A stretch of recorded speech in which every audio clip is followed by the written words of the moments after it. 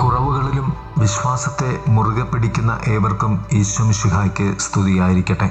തിരുസഭാ മാതാവ് ഇന്ന് നമുക്ക് നൽകുന്ന വചനധ്യാനം മത്തായിയുടെ സുവിശേഷം 15-ാം അധ്യായം 21 മുതൽ 28 വരെയുള്ള വാക്യങ്ങൾ. കാനാൻകാരി സ്ത്രീയുടെ വിശ്വാസം. കാനാൻകാരി സ്ത്രീയിൽ 3 കാര്യങ്ങൾ നാം പഠിക്കുന്നു. കാനാൻകാരി സ്ത്രീയിൽ നിന്ന് നാം ആദ്യം പഠിക്കുന്നത് വിശ്വാസം യേശുവിലേക്ക് തിരിയുന്നു എന്നാണ്. അവൾക്ക് ഒരു മകളുണ്ടായിരുന്നു. അവൾ രോഗിയായിരുന്നു, ഗുരുതരാവസ്ഥയിൽ മാനസിക രോഗിയായിരുന്നു. പ്രത്യക്ഷത്തിൽ ആ സ്ത്രീ യേശുവിനെക്കുറിച്ച് കേട്ടിട്ടുണ്ടായിരുന്നു. യേശുവിനെക്കുറിച്ചുള്ള വാക്ക് എത്രത്തോളം പ്രചരിച്ചു എന്നതിനെക്കുറിച്ചുള്ള ചില സൂചനകൾ അത് നമുക്ക് നൽകുന്നു. ഓർക്കുക, ഇത് അവൻ്റെ സ്വന്തമല്ലാത്ത ഒരു ദേശമായിരുന്നു. എന്നിട്ടും ആ വാക്ക് അത്രത്തോളം പ്രചരിച്ചിരുന്നു.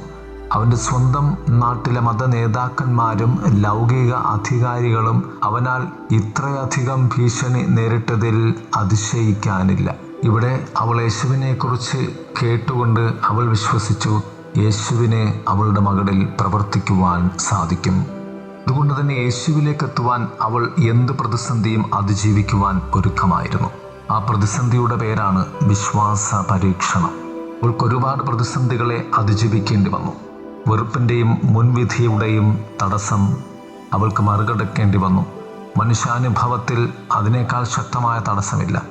ഈ സ്ത്രീ ഒരു കനാന്യകാരിയാണെന്ന കാര്യം മറക്കരുത്. യേശു ഒരു യഹൂദനായിരുന്നു. യഹൂദർക്ക് പൂർവ്വ വൈരാഗ്യമുള്ള സമൂഹമായിരുന്നു കനാന്യക്കാർ.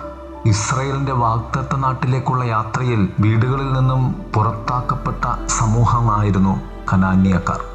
ആ ഗോത്ര പശ്ചാത്തലത്തെയും അതിജീവിച്ചുകൊണ്ട് അവൾ യേശുവിനെ അതിയായി സ്നേഹിച്ചു. അവിടെ നിന്നിരുന്ന ഒരുപക്ഷെ പലരെയും കാൾ അവൾ യേശുവിനെ അധികമായി സ്നേഹിച്ചു.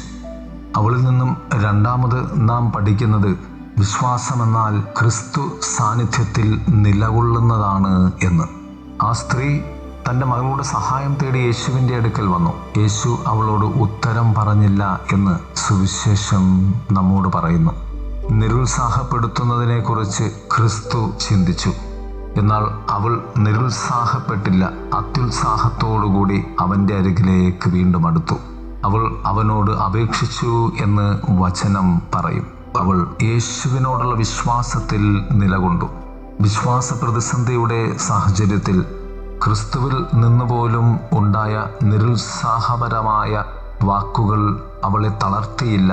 പകരം അവളിലുള്ള വിശ്വാസത്തിൻ്റെ ഔത്സുക്യം ക്രിസ്തുവിനെ ആശ്ചര്യപ്പെടുത്തുമാറ് അവൾ വിശ്വാസത്തിൽ ക്രിസ്തുവിൽ നിലനിന്നു.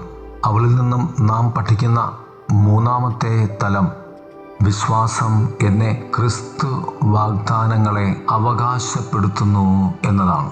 ഇവിടെ യേശുവും കനാന്യ സ്ത്രീയും തമ്മിൽ അത്ഭുതകരമായ ഒരു കൈമാറ്റം നടത്തുന്നു. നാം അത് കാണണമെന്ന് ക്രിസ്തു ആഗ്രഹിക്കുന്നു. അത് അല്പം പ്രയാസമേറിയതാണ്, പക്ഷേ വിശ്വാസ ജീവിതത്തിൽ വളരെ പ്രധാനമാണ്. അതുകൊണ്ട് അവൾ യേശുവിനോട് ഇപ്രകാരമാണ് അപേക്ഷിക്കുന്നത്: എന്നെ സഹായിക്കൂ. യേശുനാഥൻ പറഞ്ഞു, മക്കളുടെ അപ്പമെടുത്ത് നായ്ക്കൾക്ക് എറിയുന്നത് ഉചിതമല്ല.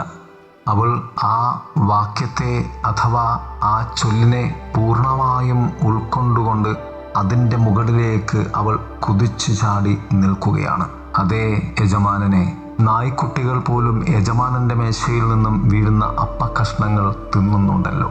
അതുകൊണ്ട് തന്നെ എനിക്കും നിന്റെ കൃപയും സൗഖ്യവും അവകാശപ്പെട്ടതാണ് എന്ന് അവൾ അസന്നിഗ്ധമായി യേശുവിൻ്റെ മുന്നിൽ പ്രഖ്യാപിച്ച് അവളുടെ ആവശ്യം അവൾ നേടിയെടുക്കുകയാണ്. പ്രിയമുള്ളവരെ, ജീവിത പ്രതിസന്ധികൾക്ക് മുകളിലേക്ക് നമ്മുടെ വിശ്വാസം ഉയരേണ്ടതുണ്ട്.